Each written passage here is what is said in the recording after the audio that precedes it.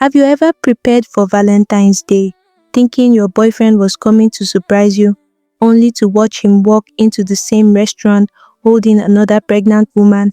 I wish I was joking, but this happened to me, and that was the day I found out I was dating someone else's husband. Hello, family. Welcome back to the House of Storytelling. If you love real emotional stories that can teach us about life and relationships, please don't forget to like, share, and subscribe. Today's story is painful, shocking, and very real. Let's begin. My name is Adwa. I live in East Legon, Accra. I work at a phone accessory shop in Osu. My life is simple. I wake up early, board trotro, deal with customers, and come home tired. Sometimes I treat myself to waki or fried rice just to make life feel a little sweet. I met Kwame on Instagram. He messaged me after I posted a picture at Labadi Beach. At first, I ignored him, but he kept trying. He was funny, respectful, and very sweet with his words. He told me he worked with an oil company in Takoradi, so he traveled a lot. Because of that, we hardly met, but we spoke every day on phone and WhatsApp. He used to tell me, Adwa, you are my peace. And honestly, I believed him. Kwame sometimes send me money, not too big but enough to make me feel cared for, sometimes 300 cedis, sometimes 500 cedis. He called me his future wife. Anytime my friends questioned him, I defended him. I thought they were jealous or just didn't understand our love. Looking back now, I wish I listened.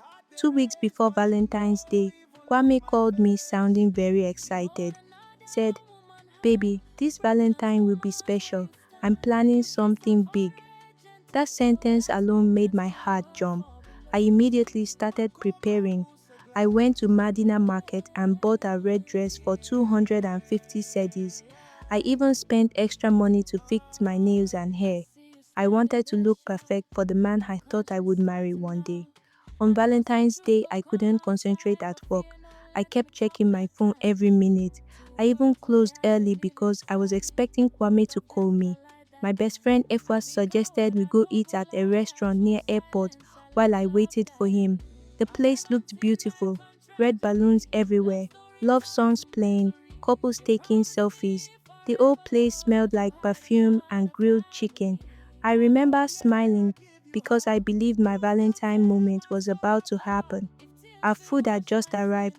When I saw Kwame walk into the restaurant, my heart started beating fast with excitement.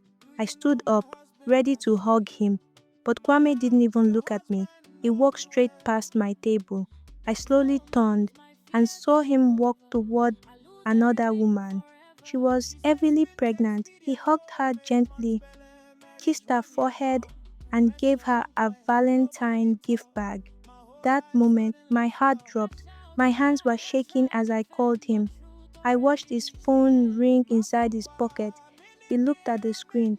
Then he rejected the call. That was when I knew something was terribly wrong. Pregnant woman noticed me staring. She walked to my table and politely asked, Please, do you know my husband? I forced a painful smile and said, Madam, your husband knows me very well. Kwame rushed over. His face was full of fear. I had never seen him like that before. The woman asked him, Kwame, who is she? And without thinking twice, he said, She's just a friend, just a friend. After 1 year of love, promises, and late night calls, I became just a friend. I gathered courage and told the woman everything, how we met, how he called me his wife, the money, the promises.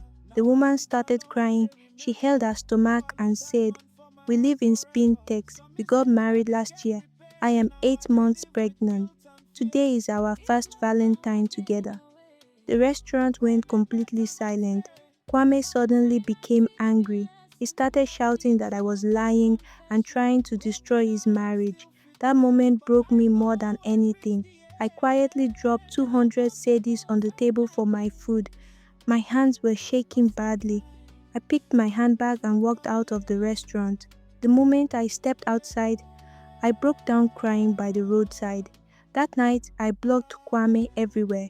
He tried calling me with different numbers, but I blocked them all. Months have passed now. I'm healing slowly. I focus on my work and people who truly care about me. But one thing I learned is this: sometimes you are not dating a busy man. Sometimes you are dating someone else's husband.